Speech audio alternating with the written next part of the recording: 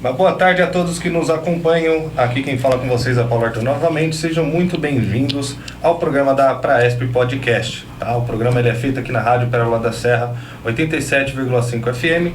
E hoje temos um tema importante que é a ortóptica, que é o trabalho dos ortoptistas. Vamos esclarecer as dúvidas mais comuns da população brasileira sobre esse assunto e mostrar como ele pode impactar a Praesp, os nossos pacientes e também os alunos.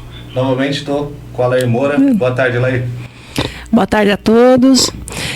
Estamos aqui mais uma vez, é o primeiro programa do ano, então eu quero cumprimentar quem está nos assistindo, nos ouvindo. Estamos aqui com o Ademar lá na mesa, hein, Ademar? É uma honra estar com o Ademar hoje e quero aproveitar para desejar a todos, né, um feliz ano novo, um feliz e próspero ano novo, né? Que Deus nos abençoe muito, né, e nos dê sabedoria para tocarmos o dia a dia desse ano de 2025. Obrigado. Então, mais uma vez aqui na Rádio Pérola da Serra, e com um assunto super importante. Mas antes disso, eu queria falar do assunto do momento, viu, pessoal? O assunto do momento hoje, né? Hoje é dia do leitor, né? Então, assim, vamos lembrar do livro, né, que está em voga hoje, que é o Ainda Estou Aqui, do Marcelo, né, Paiva, que escreveu Ainda Estou Aqui, e a Fernanda Torres, que ganhou o Globo de Ouro, né? Isso foi maravilhoso para os nossos brasileiros, né? Ela nos representou muito bem e trouxe pela primeira vez, né, na história do cinema brasileiro, um ator, né, no caso uma atriz, ganha, né, esse Globo de Ouro, maravilhoso. Então, parabéns aí para nossa artista, né, filha da Fernanda Montenegro, que é a dama, né, do teatro brasileiro. É incrível para a nossa cultura. Então, isso nos honra muito, né, nos orgulha, nos enche de orgulho. E hoje nós estamos aqui, mais uma vez, a Praesp, né? A gente chama o programa, viu, de Lair Informa, né? Porque aí eu trago, né? Eu fico informando o povo de algumas coisas interessantes que a gente deve seguir. Então, hoje eu trouxe, né, junto com o Paulo, trouxemos a Marúcia, né, que vai falar para nós um assunto super interessante. Então, vamos passar para ela e nós vamos conversando e também respondendo as perguntas, né, das pessoas que estão nos assistindo. Boa tarde a todos. É com muito prazer que eu participo desse primeiro programa do ano, falando do grande amor da minha profissão, que é a ortóptica, né? Daí muita gente me pergunta, o nome é diferente, a profissão é diferente, o que o ortoptista faz, qual que é a função do ortoptista. Então, assim, o ortoptista é o profissional da área de oftalmologia que vai tratar os distúrbios oculomotores. Orto, né? Correção. Então, seria a correção do olho. Mas que tipo de correção é essa? A gente fala dos distúrbios motores, dos distúrbios sensoriais, né? Então, o ortoptista ele vai atuar na correção dos estrabismos, né? O que são os estrabismos? É o popular olho torto, a popular vesguice, muita gente chama de zarolho, né? E isso impacta muito na vida da pessoa. Por quê? Impacta visualmente, esteticamente, psicologicamente, né? Então, assim, o tratamento do estrabismo vai impactar diretamente na vida daquele indivíduo. E tem a questão da formação visual, que também o estrabismo vai atrapalhar o processo de formação da visão.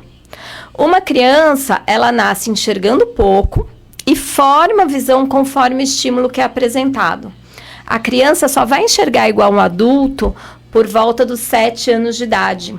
Então, ele vai aprender a enxergar com a imagem que ele receber. Se ele receber uma imagem inadequada, uma imagem borrada, se ele usar um olho só, ele não vai fazer um mecanismo de formação cerebral adequado. E depois dos 7 anos, muita coisa não consegue reverter. Então, o ortoptista vai ajudar nessa parte do desenvolvimento visual saudável, né? A parte de estimulação visual, a parte do conforto visual para a leitura, porque, por exemplo, para a gente enxergar bem, a gente também precisa ter os músculos oculares em ordem, o nosso mecanismo acomodativo em ordem. Então, às vezes, a gente tem aquela pessoa que não consegue se concentrar numa leitura, aquela pessoa que não rende no trabalho, que todo dia tem dor de cabeça no final do dia, que tem uma desatenção, sonolência na leitura. Então, muitas vezes isso pode ser uma desordem oculomotora, né? Que a gente pode tratar com vários exercícios ortóticos, vários métodos de intervenção específico nessa área, né?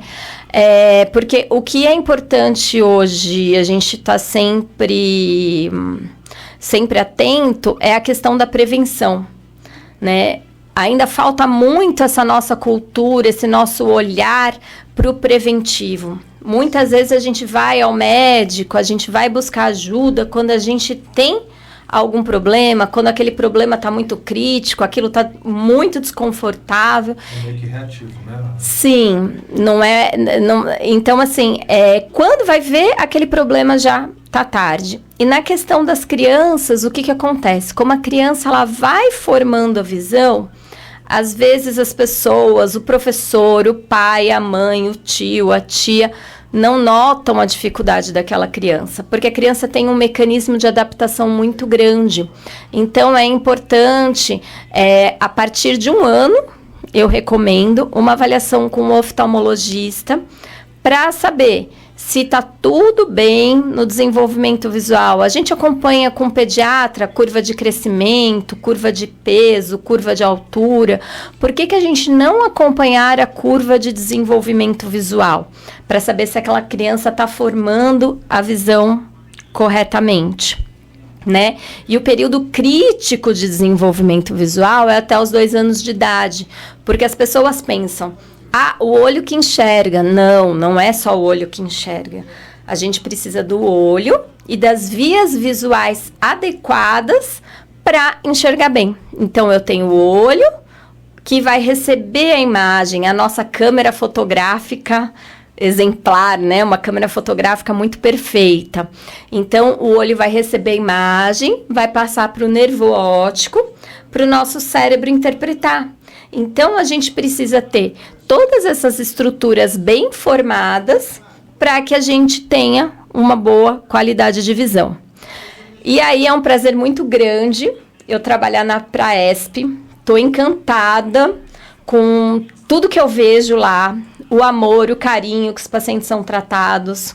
E assim, tanto na área da prevenção, tanto na área do tratamento, quanto na área educacional.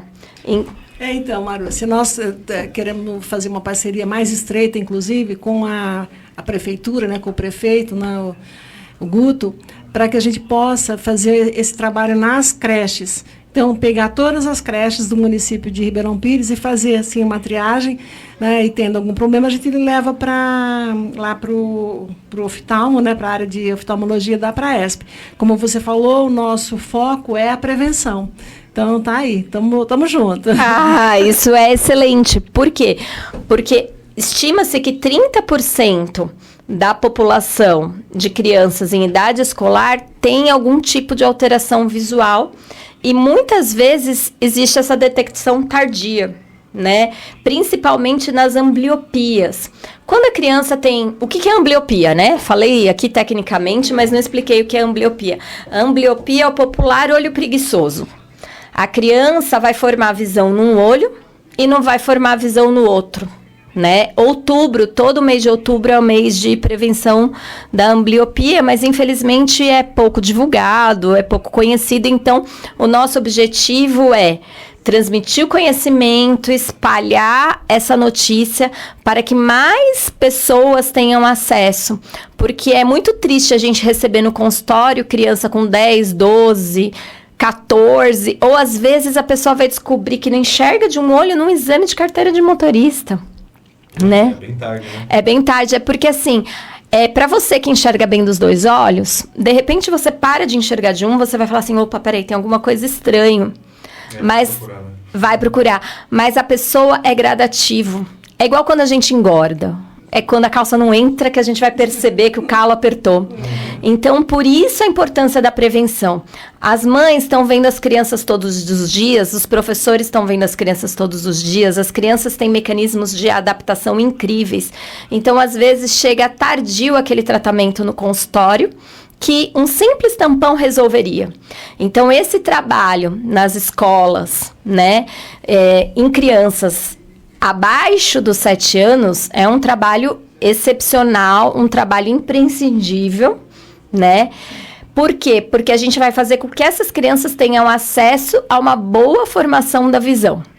É muito comum os pais, né, todo mundo se preocupar em avaliar a visão da criança no período de aprendizado de leitura, né? Quando a criança vai começar a aprender a ler, escrever. Só que idade que é? 7 anos. Já passou do período de formação visual. E assim, a gente ainda tem esse foco das creches que a senhora falou, Sim, né? Então, das creches tem mais ou menos por volta de 2.000 crianças, vai de 0 a 3.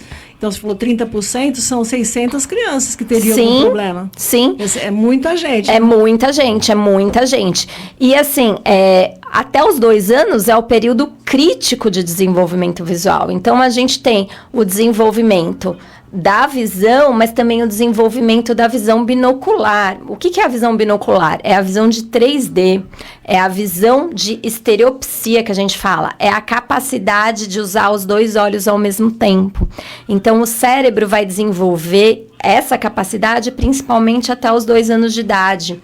Passado esse período, se aquela criança não aprendeu a usar os 2 olhos em conjunto, a gente não tem mais o que fazer.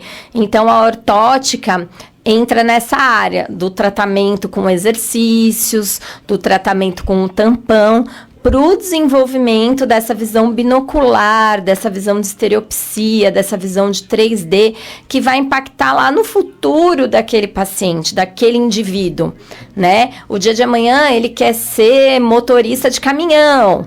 Ele vai precisar ter uma visão de 3D, ele vai querer ser piloto de avião, vai querer ser comissária de bordo, vai... Então, assim, existem... Cirurgião, cientista, trabalhar lá com microscópio o dia inteiro, dentista, né? Então, assim, a odontologia usa muito essa visão de profundidade. Então, é muito importante porque vai impactar no futuro desse indivíduo. Então, a gente pensando hoje, lá na frente a gente vai poder mudar a vida de muitas pessoas, né? E eu tenho certeza também que a nossa prefeitura vai estar muito interessada. Vou conversar também com o secretário, né, de Educação e com o Rafael Volpe, que é o secretário atual de Educação, para que a gente possa começar esse trabalho bem rápido e captar essas crianças, né, que têm dificuldade na creche. Vamos ter muito serviço pela frente. Oba! Não, e o que empolga muito também é que com a divulgação da informação, o que acontece? Muitas pessoas, a gente tem esse serviço lindo da Praesp, tem essa parceria, tem esse interesse, né, de muitas pessoas envolvidas, começando pela senhora, né, a preocupação de dar esse suporte para a população de Ribeirão Pires e algumas regiões adjacentes, mas esse programa está atingindo outras pessoas também para que tenham a informação. Sim. Então, assim, outras cidades podem ter essa iniciativa. Sim, com certeza. Ribeirão Pires sendo pioneira, né? Pelo menos eu não conheço, né? Conheço, assim, muitas cidades do estado de São Paulo, que eu fui presidente das APAES do estado de São Paulo, então são 300 cidades que têm APAE, eu conheço todas. E eu não lembro de ter visto, né, de ter vivenciado um programa assim na área da visão. Nós implantamos um projeto de prevenção às deficiências, mas era prevenção à deficiência, vacina de rubéola, né, atenção assim para deficiência intelectual, deficiência física, auditiva, né? Mas assim, a deficiência visual como prevenção, nesse caso, né, atingindo os bebês, é só o exame do olhinho, assim, né, que a gente sempre indicou. Mas o exame do olhinho, como nós conversamos, o exame do olhinho é o oftalmo, né? Ele vai detectar uma doença, né? Que é um pouco diferente do que nós estamos conversando aqui hoje. Então, eu tenho certeza que o Ribeirão Pires saindo pioneiro, né? Nós vamos levar para muitas outras cidades e vamos ajudar muita gente. Né? Visão é uma riqueza, né? A visão, porque você, né, chegar num lugar e ver a maravilha, né, de você poder enxergar as coisas, né, e a gente tem que tomar conta dela, né? Num sentido muito importante. Eu posso trazer 2 perguntinhas aqui, já que a gente está tocando no assunto de oftalmologista também. A oftalmologia e a ortóptica, ela tem diferença, né? Vocês conseguem explicar de um jeito legal para quem está nos ouvindo? Vou tentar resumir de um jeito mais simples, tá?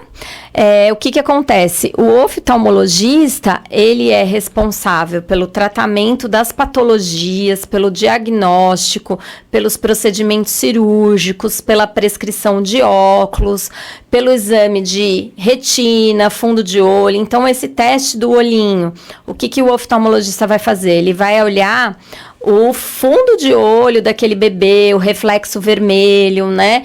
Prevenção de doenças como catarata, retinoblastoma. Então, a gente atua em conjunto, é um tratamento, é uma parceria, né? A ortótica atua em conjunto com a oftalmologia. Né? A oftalmologia vai atuar mais nesse campo de diagnóstico, medicamento, cirúrgico, e a ortótica vai atuar nessa parte de tratamento não cirúrgico, tratamento clínico, estimulação. A gente trabalha também trabalho de estimulação em pacientes com baixa visão, então a gente vai usar o potencial residual visual daquele paciente, adaptando auxílios ópticos, adaptando alternativas de uso daquela visão residual em paciente de visão subnormal. Aqui na APRAESP a gente tem as neurodivergências das mais variadas possíveis, né? A gente tem pacientes com deficiências múltiplas associadas, então a ortótica vai atuar o quê? Nessa integração, nessa equipe multidisciplinar para conseguir que a visão esteja junto com a mobilidade, que esteja junto com a educação. Então, a gente vai fazer essa ponte multidisciplinar e para estimular o indivíduo no seu melhor potencial como um todo. Né? A gente falou do teste do olhinho, eu gostaria de falar também sobre o teste de Teller, né? Que é o teste que a gente aplica em bebês a partir de 2 meses e naqueles pacientes com alterações das mais variadas possíveis, que não informam a medida da visão pelos métodos tradicionais. Então, todo aquele paciente que não consegue informar letras, não consegue informar números, não consegue apontar objetos, a gente tem o teste de Teller, que é muito empregado. Na APRAESP, a gente tem feito em muitos pacientes não informantes, né? Então, é um método que a gente consegue medir o quanto aquele paciente enxerga através do olhar preferencial. Então, a partir dos 2 meses de idade, eu consigo medir se aquela criança está enxergando dentro do esperado para a idade dela ou não, porque a gente tem uma curva de desenvolvimento visual, né? E essa curva, o bebê não é um mini adulto, então uma criança de 3 meses, a expectativa de visão é X, com 1 ano é Y, até os 2 anos o mundo do bebê é muito para perto. Então, assim, no teste de Teller a gente vai medir se a visão está dentro do esperado para a idade e se não há diferença da visão interocular, que a gente fala. O que é a diferença da visão interocular? Se não há diferença da visão de um olho para o outro. Então, também é importante, não só nesses bebês que não informam a visão pelos métodos tradicionais, mas é importante também nos nossos pacientes, sim, nossos alunos neurodivergentes. Por quê? Porque tem muita dúvida, né? Será que ele não está prestando atenção porque ele não enxerga? Será que ele não fez essa atividade? Será que ele não está me respondendo porque ele não enxerga? E esse ano de 2024, né, foi um trabalho muito produtivo, a interação com os cuidadores, com os professores, né? A gente teve muitas surpresas né? Porque assim, eu ouço muito os professores, como que esse aluno está na sala de aula, o que acha que a gente podia melhorar, e teve muitas professoras que falavam assim, o paciente tal, o meu aluno tal, ele enxerga bem. Daí quando eu fui fazer o teste, eu falei assim, não enxerga, não. Ele não enxerga. É por isso que nós precisamos estender esse teste para toda a rede pública do município, né? E principalmente a partir de 2 meses de idade, né, Marius? Sim. Ele custa caro? Quanto que a gente vai gastar, assim, que seria, quantas sessões a gente vai usar, né? Para ver se nós podemos fazer a proposta para a prefeitura, e uma coisa que não onera, né, mas custo-benefício sempre é maravilhoso, né? Mas de imediato a gente tem que fazer uma apresentação, por exemplo, até 2 anos de idade, que nós teríamos 2.000 crianças nas creches da prefeitura. Então vamos começar com esse, até 2 anos. Até 2 anos, aí quanto nós vamos apresentar um projeto, né, lógico? Sim. Mas é uma coisa que não custa tão caro pelo tanto de benefício que traz, né? Com certeza não. A gente tem que estudar certinho, né? Não quero ser leviana de chutar um valor, né? Tem que ter toda uma avaliação em conjunto com a Praesp, o aval de toda a diretoria da Praesp, né? Da prefeitura. Mas a gente pode estudar a questão dessa verba para tornar esse projeto tão bonito, viável, né, e muito produtivo, porque assim, o custo-benefício é enorme. Por quê? Porque no dia de amanhã você vai ter um profissional mais capacitado, você vai ter um aluno com maior aproveitamento escolar. Então, são múltiplos benefícios para a sociedade, né, e para aquela população como um todo. Então, é um investimento, né? A gente tem que ver como um investimento realmente importante. Eu tenho certeza que o prefeito e o secretário de Educação, né, de Saúde, inclusive, eles vão ficar bem receptivos a essa proposta da Praesp. Nós vamos começar bem em breve, né, esse trabalho. Vamos trazer aqui, aproveitando a Rádio Pérola da Serra, né, que graças ao Ademar ela existe, viu, né, Ademar? E aí nós vamos comunicando-se à população como é importante, né, detectar a visão da criança. Posso trazer mais uma perguntinha? Já que vocês trocaram em questão de valores, o serviço também é acessível pelo SUS ou somente particular? O SUS são poucos lugares que tem a ortótica disponível, né? Então, temos um serviço na Praesp, na Escola Paulista de Medicina, Unifesp, que é onde eu me formei. Então, lá tem, mas assim,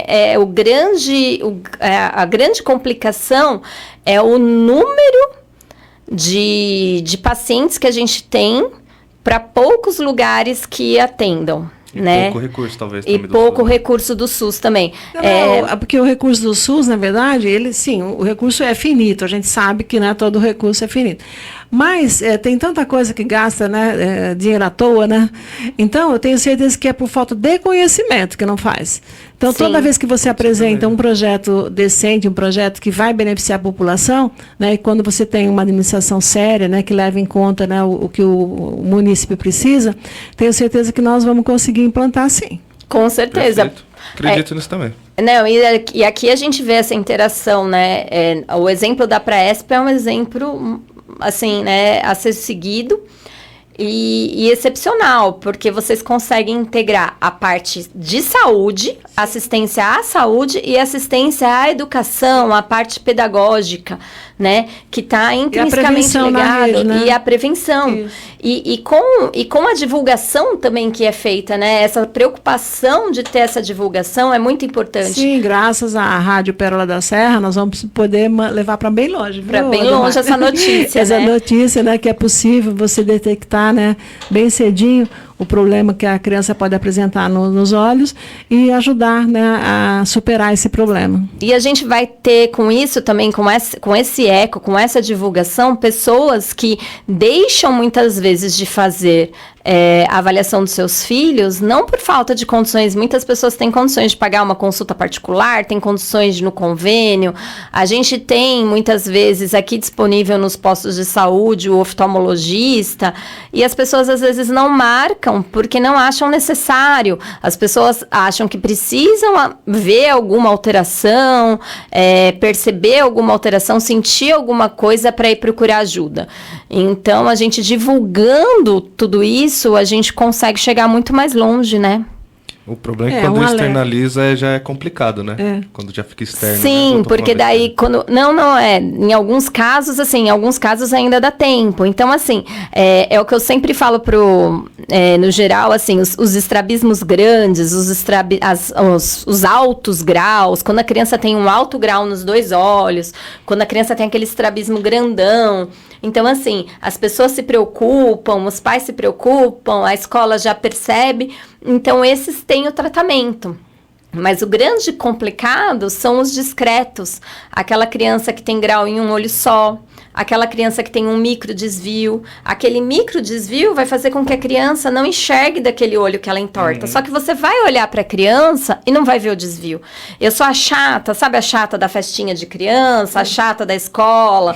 Porque às vezes fulano chega assim para mim e fala: Marúcia, eu acho que aquela menina entorta o olho, você acha que entorta? Daí eu falo: não sei. Daí a pessoa: como assim não sei? Você não trabalha com isso? Porque assim, tem os falsos estrabismos também. Então tem paciente que a gente entra no consultório, a mãe vem com a queixa, fala: nossa, meu filho tá entortando muito o olho. Eu olho lá, falo: nossa, acho que tá entortando mesmo. A hora que eu vou fazer o exame, não entorta. E daí aquele paciente que você olha e fala assim: não, ele não entorta o olho. Daí você vai fazer o exame e entorta. Então, assim, a gente não pode ser leviano de dar uma batidinha de olho e falar assim: acho que sim, acho que não, porque no acho, né, a pessoa vai às vezes se ater àquilo que você falou superficialmente e vai deixar de ir atrás de uma coisa realmente importante. Então, muitas coisas, só mesmo o exame completo, né, da ortótica, da oftalmo, que vai conseguir ter um diagnóstico e um tratamento adequado. Agora também com a criança que fica muito tempo no computador, né, no tablet, no celular, então está tendo muito também estrabismo, assim, e aí vem a cirurgia, né? Tem acontecido bastante cirurgia, né? Os oftalmos têm feito cirurgia em estrabismo, né, decorrente do excesso de tela de computador. De uso. Né? Essa questão do uso de telas, eu acho que rende um programa todo, né? Porque a gente tem assunto aí para falar. A cirurgia do estrabismo, ela é funcional até os 2 anos de idade, porque ela recupera essa parte sensorial, né? Então, assim, feita a cirurgia até os 2 anos de idade e com o tratamento da ortótica associada, a gente pode fazer essa recuperação funcional. Depois dos 2 anos de idade, ela é apenas estética. O que a gente tem tido também com o excesso de uso de telas, né? Eu vou me ater aqui só à área da oftalmologia, né? Porque se a gente for pensar, o excesso de uso de telas está gerando problema comportamental, problema de ansiedade, problema postural. Então, assim, é assunto aí para mais de hora. Foge do nosso foco hoje. Foge do nosso foco. Então, assim, me atendo só do ponto de vista visual, o que acontece? A gente teve um boom da miopia, né? Foi comprovado depois da pandemia que teve um aumento significativo da miopia por conta do uso excessivo de telas. E assim, a gente tem tido pacientes já adultos, já com a visão formada, com diplopia também. O que é a diplopia? É a visão dupla. Tem desencadeado desvio, estrabismo, depois da idade de desenvolvimento. E depois da idade de desenvolvimento, na criança, o estrabismo causa o olho preguiçoso.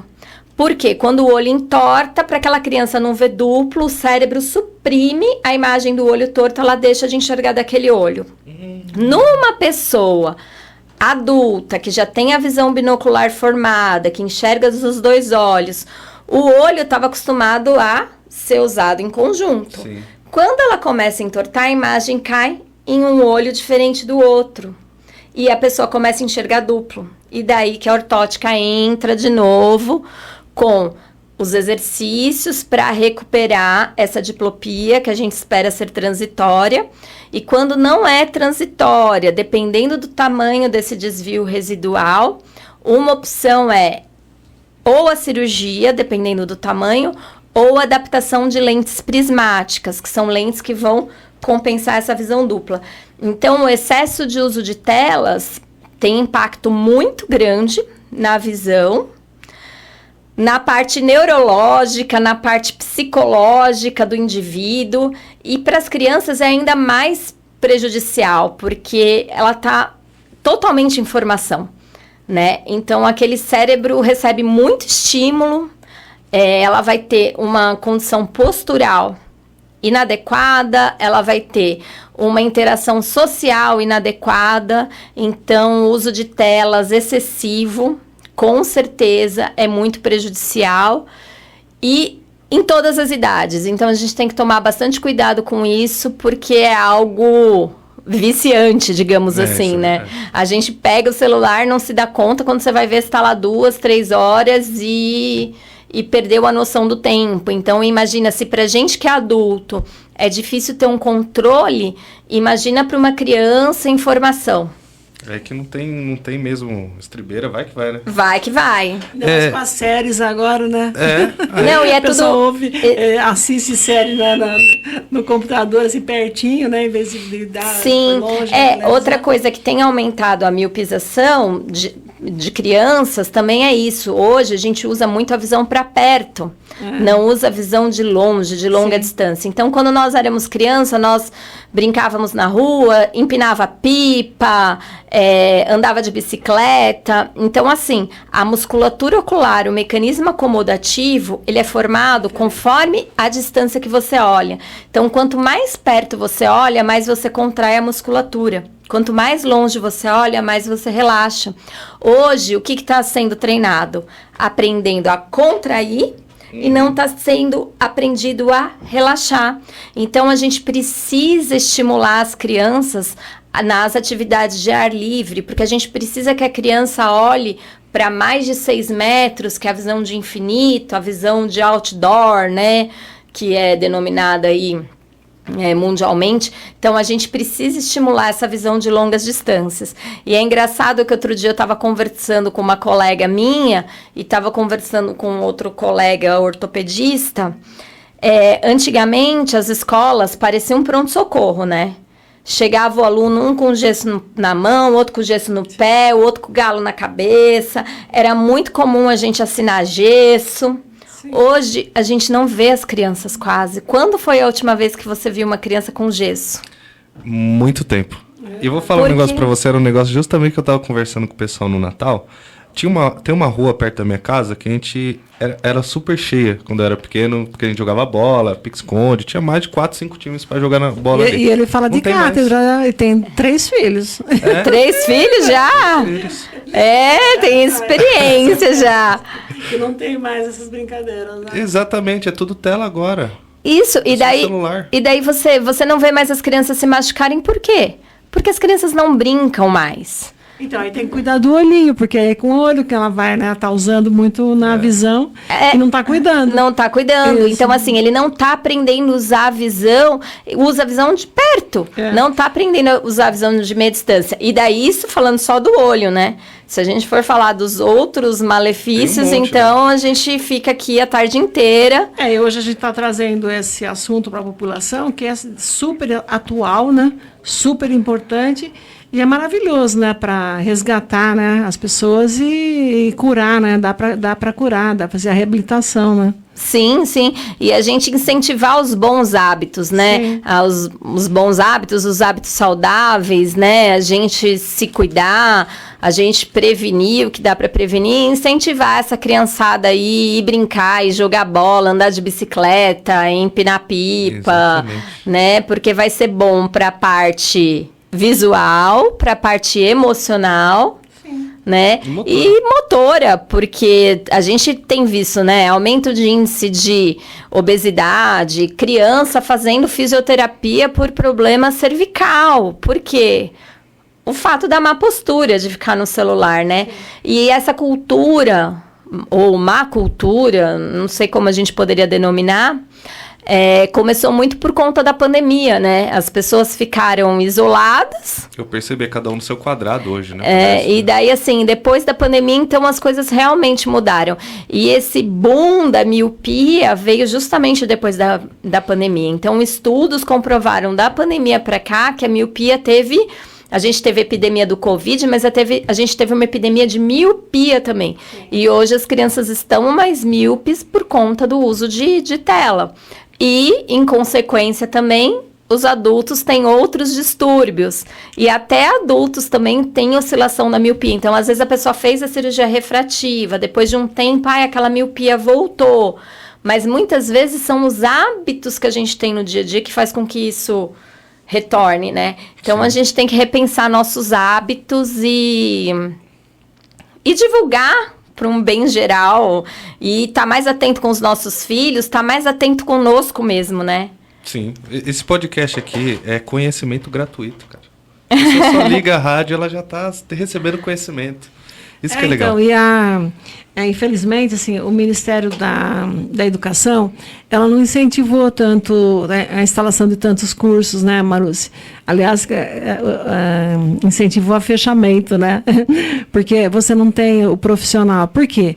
Porque não era divulgado, não era dada importância, né? Então, fechou. É igual fono também. Fono, muitas faculdades foram fechadas. Agora, até no mercado, né, tá precisando. E a ortoptista também, né? Você não tem. Então, você tem que divulgar, né? E o governo tem que começar a pensar novamente, né, em resgatar essa história da faculdade e formar mais pessoas para que as prefeituras possam, né, implantar esse projeto de prevenção, né? E resgate na tenridade, né? É isso mesmo. Que é um monte. Você tem quanto tempo na Praesp? Na Praesp eu estou desde o ano passado, faz muito pouco tempo, entrei em setembro do ano passado. Sim, mas já fizemos grandes coisas lá. Já. Nossa, a gente... Olha, eu tenho muitos exemplos legais, assim, e um deles é de um pacientinho que a professora, até a professora Cleide, que é uma das salas que são múltiplas deficiências, então a gente tem bastante comprometimento motor, deficiência intelectual associada e sindrômica também, né? Que a gente teve um bom entrosamento na conduta do paciente, daquela criança, para estímulo na sala de aula, porque assim, tinham pacientes da sala que assim, olha, esse paciente enxerga bem, aquele paciente não enxerga, e foi justamente o contrário, e daí a gente adaptou alguns métodos, né, até mostrei alguns jeitos de a gente fazer material ampliado, de aproximação, de direção do olhar, principalmente em pacientes com nistagmo. Então, eu vou falar de uma sala específica, no CADEM, né, que são os pacientes mais graves, são os pacientes mais comprometidos, né. Então, assim, muitas vezes achava-se que era a atenção do paciente que fazia com que ele não respondia. E daí tem alguns pacientes que a gente pegou e falou assim, olha, se você estimular desse lado, ele vai enxergar melhor, porque esses pacientes têm um comprometimento neurológico da visão, né? Sim. Tem aquele tremor no olho que vocês que estão sempre com a gente lá na Praesp, né, que estão, na realidade, que vocês estão todo dia, estão muito mais até do que eu, né, e estão há muitos anos, né, eu cheguei agora, só 55 anos, né, e eu cheguei há alguns meses aí, assim, e assim, fiquei muito surpresa e... com tudo porque eu não imaginava a magnitude, a grandiosidade desse trabalho, né, então assim, eu fiquei muito orgulhosa de ter um serviço para a população nesse nível que a Praesp oferece e sou muito grata por fazer parte disso, por ter recebido esse convite. E E outro caso foi uma pacientinha que a gente não... Ela tem uma miopia e como ela tem síndrome de Down, tem TEA, tem uma outra síndrome associada, tem um nistagmo, que é aquele tremor no olho grande, a gente não conseguia fazê-la ficar de óculos, então a gente está fazendo um trabalho de dessensibilização, está deixando ela mais tempo com óculos, então a gente coloca o óculos para algumas atividades. Teve criança que a gente orientou que estava com óculos na mochila. Tem um paciente também que a gente orientou a questão da telelupa, a questão da ampliação do material didático, né? Mas ainda como eu estou muito pouco tempo lá, ainda não deu tempo da gente fazer a triagem de todas as salas, né? A gente fez o CADEM já inteiro. Teve essa receptividade muito grande dos profissionais que ficam com as crianças, os professores, os cuidadores, né? A parte da enfermagem também nos acolheu muito bem. Então, teve uma orientação de equipe. Uma conexão muito boa. Uma conexão muito boa. Uma conexão com a fisioterapia também, né? Então, assim, alguns pacientes até eu ia avaliar junto no horário que a fisioterapia deixava posicionado, porque a gente também tem essa questão, dependendo de como o paciente, como ele tem um comprometimento neurológico e motor muito grande, tem a questão do posicionamento, e o nosso próximo alvo é a gente ter a conexão também com as famílias dessas crianças, né, para a gente ter uma orientação dessas famílias, para a gente ter a continuidade do trabalho em casa, porque a escola, né, a avaliação clínica a estimulação faz um trabalho grande, mas a gente precisa da continuidade da família, a gente precisa da adesão familiar, da continuidade, do estímulo em casa. Então, assim, foi um ano muito gratificante. 2025 está começando com o pé direito, né, com esse nosso primeiro programa, e que a gente vai conseguir... Nós vamos multiplicar muito, vamos sim. E atingir um público muito maior do que a gente imaginava, né? Sim. Vocês querem que eu traga algumas perguntas de algumas mães, o pessoal do Instagram? Bora! Vamos lá. Primeira pergunta. Como identificar se meu filho precisa de um ortoptista? Então, o ortoptista, exatamente, os pais vão ter um pouquinho mais de dificuldade, mas, assim, alguns indícios, primeiramente, ele vai levar no oftalmo, e provavelmente o oftalmo vai ter esse olhar e vai encaminhar para a ortótica. Mas algumas coisas que os pais podem notar dificuldade de leitura, sonolência na leitura, e isso não estou dizendo só em criança, tá? Em adultos também. Então, às vezes, o adulto tem dificuldade de leitura, perda de linha na leitura, embaralhamento na leitura. Todo mundo pensa o quê? É o meu óculos deve estar errado. Às vezes, a pessoa está com uma insuficiência de convergência, uma insuficiência de acomodação, que são algumas alterações na musculatura ocular que vão gerar esses desconfortos. Então, assim, a pessoa às vezes precisa fazer muita força para ler. Então, ele vai cansar rápido. Então, ou ele vai perder a atenção, ou ele vai ter dor de cabeça, ou ele vai ter sono. Então, é muito comum o paciente... Nossa, e hoje é o dia do leitor, hein? Então, no dia do leitor. Dia do leitor, falando da necessidade, né, de ter um serviço público, né, que ajude essas pessoas. Exatamente. Isso vai de criança até adulto, né? Então, às vezes a pessoa fala assim, nossa, antes eu lia um livro, né? Devorava livro. Hoje, Marúcia, eu leio 2 páginas, já esse óculos acho que tá errado. E muitas vezes não é o óculos, muitas vezes é que a pessoa precisa de um exercício para melhorar a acomodação, a convergência, né? A conjugação dos movimentos oculares, porque os nossos olhos fazem movimentos conjugados. Então, se a gente não tem uma sinergia de movimento, a gente não vai ter uma qualidade de leitura. Então, dia do leitor, precisamos ter qualidade de leitura. Ficar na história, hein, Marúcia? Ah, meu Deus! Verdade. Então, assim, É muito gratificante, bem no dia do leitor, bem no dia de... Não foi por acaso. Na vida nada é por acaso, na verdade. Sim. Né? Mas eu tenho certeza que nós vamos poder ampliar muito isso. Porque não só a família, mas a professora, que ela fica bastante tempo com a criança e ela e usando, né, a visão para essa parte de leitura, né? Então ela vai perceber, às vezes, mais rápido do que a família. Sim, porque também tem as características próprias da idade, né? Sim. Então, assim, a criança, até uma certa idade, ela enxerga espelhado. Então, até uma certa idade, é normal a criança escrever as letras ao contrário, C ao contrário, B ao contrário, né? Que a gente chama de espelhamento da visão. Então, até uma certa idade é normal a criança espelhar. Então, a gente tem que diferenciar o que é normal do que não é, né? A criança, ela enxerga diferente do adulto. A criança não é um mini adulto. Então, o processamento visual da criança é diferente. Por exemplo, quando a gente vai medir visão em crianças, a gente prefere medir as letras separadas. Por quê? Porque quando eu coloco as letrinhas lá, igual eu coloco para um adulto, todas juntas, para a criança aquilo é uma imagem só.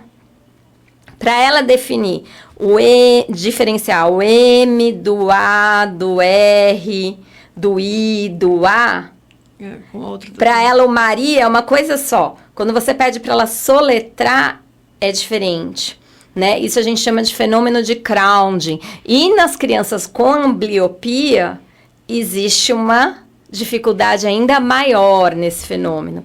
Nas crianças com neurodivergência, existe uma dificuldade ainda maior desse fenômeno. Então, assim, quando você vai alfabetizar, eles vêm letra por letra. Quando você coloca uma palavra inteira ou uma frase inteira, a tendência daquela criança é ver o todo. Ela não consegue dissociar letra por letra. Né? Então, assim, o pedagogo, o professor, ele vai ter um olhar também especial, porque ele sabe dessas etapas do desenvolvimento. E daí que entra aquilo que a gente estava conversando antes, né? Da questão dos professores também terem um olhar treinado, dos professores terem um treinamento, porque eles convivem com as crianças nessa situação, né?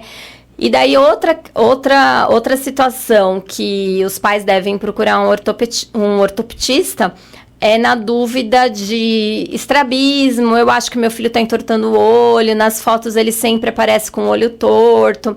Tem muitos pais que falam assim, ele entorta o olho para fazer por birra, ele entorta o olho quando ele está nervoso, ele entorta o olho para chamar atenção. E muitas vezes a criança não faz isso, né? As pessoas acham e não é, porque também existem os desvios acomodativos, que aparecem entre os 2 e 4 anos de idade. Porque muita gente acha que é assim, você nasceu com estrabismo, você vai ser estrábico. Não, existem vários tipos de estrabismo que podem acometer em qualquer estágio da vida. E nesse período dos 2 aos 4 anos de idade, que a criança está nesse período de prestar mais atenção nos detalhes, que está num período de maior formação desse mecanismo acomodativo, é que aparecem os estrabismos acomodativos. Então, às vezes, os pais deixam de levar, porque acham que a criança está fazendo algum tipo de graça, está querendo chamar atenção, está fazendo careta, vê a criança entortar o olho e acha que é algum fenômeno comportamental. E depois não pode esquecer também do bullying, né? A criança que tem estrabismo, né? É chamado de vesgo, né? Caolho, como você lembrou, zarolho, né? Zarolho. Então, para ele também aí vai afetando a parte emocional. Sim, afeta o psicológico, afeta todo o desenvolvimento, né? E hoje a gente fala muito de inteligência emocional. Sim. O indivíduo é formado muito pelas experiências emocionais que ele tem desde a primeira infância. E isso vai impactar a vida dele inteira. Vai ser uma pessoa mais insegura, uma pessoa tímida. E hoje a aparência conta muito, né? Sim. Na hora que você vai procurar um emprego, na hora que você vai fazer qualquer coisa, infelizmente, é impactante. E daí, muitas vezes, a pessoa, até pela timidez, até pelo que ela sofreu durante a vida, às vezes até corrige. Eu tenho pacientes, por exemplo, que corrigiram um desvio com cirurgia de estrabismo na fase adulta, não tem estrabismo, e o paciente chega lá e fala, nossa, meu olho ainda está entortando, o que eu faço? Eu não consigo conversar com a pessoa olhando para ela, porque eu acho que ela está olhando meu olho torto. Então, assim, não é uma questão estética irrelevante. Sim. Né? Tanto que muitos convênios não autorizam a cirurgia do estrabismo na idade adulta por ser considerada só uma cirurgia estética.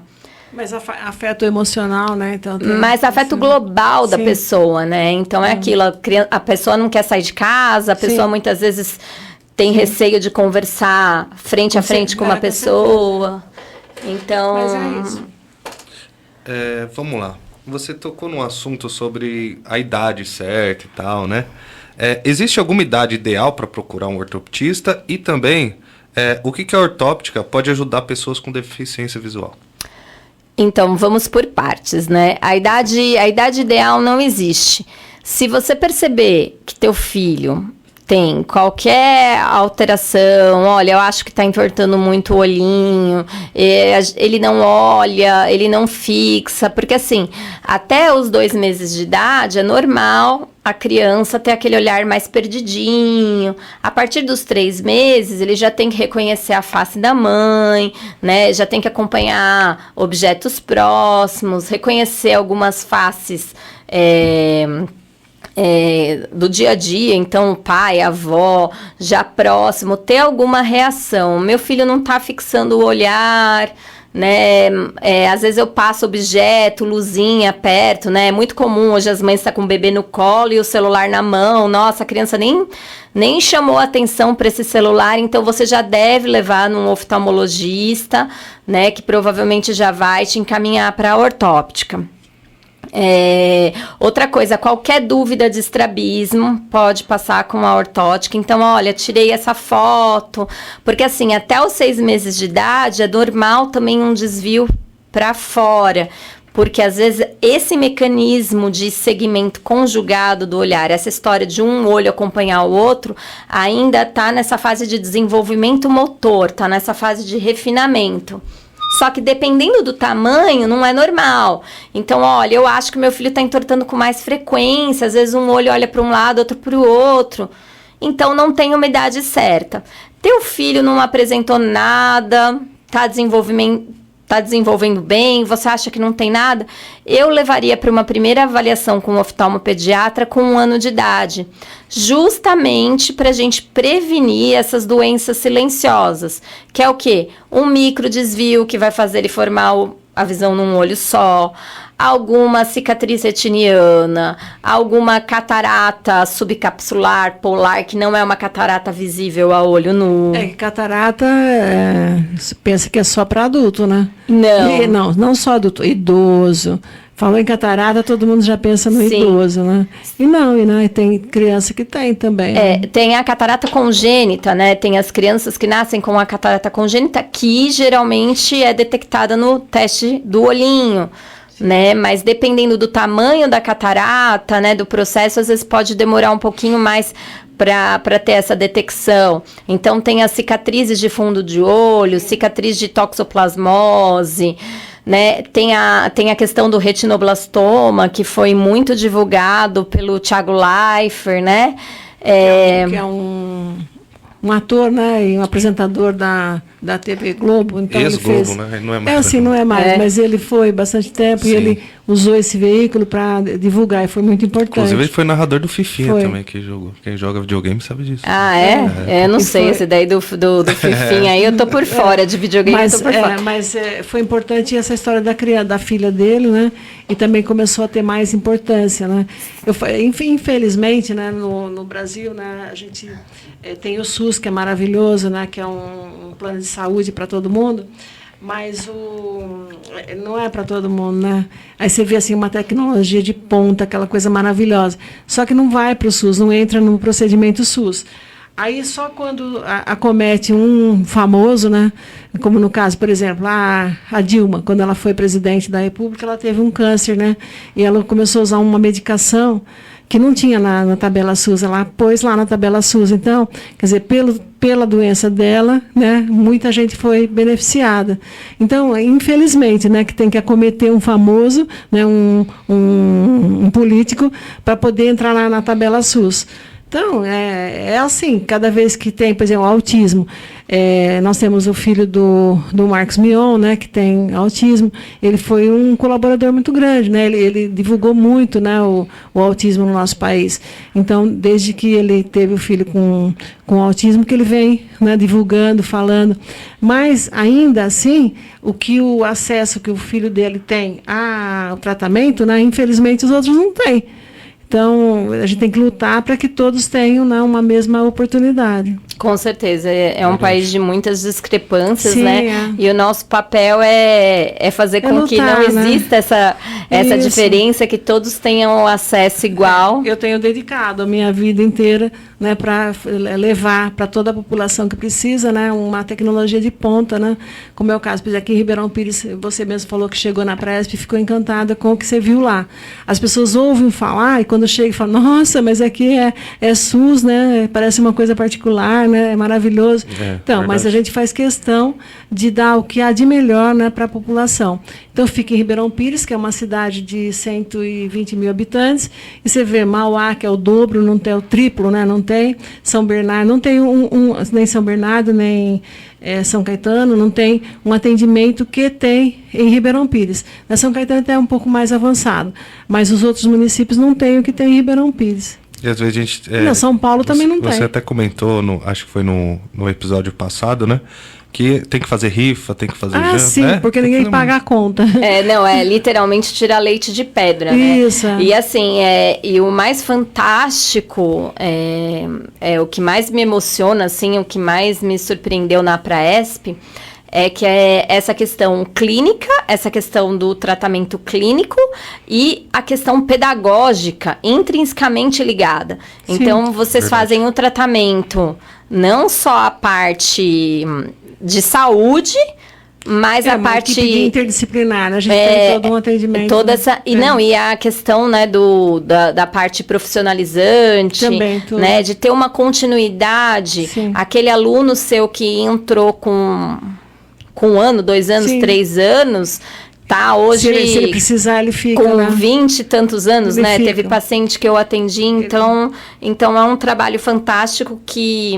E dá um conforto para a família, né? Isso é muito importante. Porque ela sabe que ele vai ter, né, um atendimento lá na frente. Não, e a gente vê nas festas de fim de ano, nas apresentações lindas que eles Sim. fizeram, a família vibrando, Sim. o sorriso da família, a família participando, filmando. Eu fui lá assistir algumas danças, me emocionei, chorei, filmei, guardei aqui com o maior... Aquela das cadeiras lá. Foi carinho, surreal. Né? As crianças do samba, do tango, Cada vez que eu ouvia as crianças ensaiando tango, assim, sabe? Perfume de mulher, vai ficar para sempre na história. Então, assim, um trabalho de inclusão fantástico, que é isso que a gente tem que ter. Isso que é inclusão, né? É dar o que a criança precisa. Porque hoje em dia, infelizmente, no Brasil, assim, a inclusão é você dar uma carteirinha lá no meio das crianças numa classe comum, e ele vai ficar lá na carteirinha, né? Porque ele não vai ter não vai ser incluído. Ele só vai estar lá no meio das outras crianças. E aí não vai receber o que ele precisa. Mesmo que tenha uma babá, né, como eles falam, tem que ter, cada criança que tem deficiência, ele é incluído na classe comum, e tem uma babá, né, uma cuidadora que leva ali ao banheiro, mas isso, gente, isso não existe, né, não é o mais indicado. Mas é a política pública que a gente tem acesso hoje, e eu venho discutindo isso, né, há tanto tempo. Sou uma ativista na área, estou há mais de 50 anos, e a gente tem melhorado. Acho que dá para melhorar um pouquinho, mas ainda falta muita coisa. E outra coisa muito importante que a Praesp tem proporcionado é também assistência às famílias, né? Sim. Então, assim, o suporte familiar, o vínculo, né? O suporte psicológico, suporte familiar a essas famílias. Sim. Para saber lidar com a novidade, saber lidar com o diferente, né? Porque não é fácil, né? Nada Porque fácil. Uma coisa, assim, é você ter infelizmente, a deficiência, ela acontece em qualquer lar, né? Sim. Mas, desafortunadamente, ela acontece mais no lar pobre por razões óbvias, né? Então, criança com deficiência nasce num lar pobre, ele não vai ter, né? A família não tem condição de manter, porque a mãe tem que trabalhar, o pai tem que trabalhar para sobreviver e sustentar as outras crianças também. Então é fácil falar assim, aquela família não liga para o deficiente. Não é questão de não ligar, ela não tem condição, né, de ligar. Então teria que ter assim, uma política pública abrangente que dê esse suporte, né, para a família que está precisando. E a Praesp procura fazer tudo isso, né? Mas ainda falta muita coisa. Mas a gente vai tá no caminho. Está no caminho, vamos ver. Bom saber que está no caminho, né, gente? A gente está meio apertado aqui no tempo. Só para recapitular, hoje a gente falou... A gente está junto aqui com a ortopedista Marúcia. Falei certo, né? Falou. Porque a Marúcia, ela é neta de russo, né? Filha. Filha de russo. Então, Marúcia é o Maria russa, né? Isso, minha mãe é russa, minha mãe é Marúcia é o Maria em russo. Então, daí a pessoa tinha que escolher, né? O nome é complicado, o nome da profissão é complicado. Então, assim, tudo complicado, mas falou certo sim. Então, a gente falou aqui sobre o que é ortóptica e também o que faz o ortoptista, né? A gente também falou aqui nesse episódio a importância na Praesp, esse tipo de serviço e também para a população, né? E também a gente respondeu algumas perguntas do pessoal da comunidade, do Instagram e do Facebook da Praesp, né?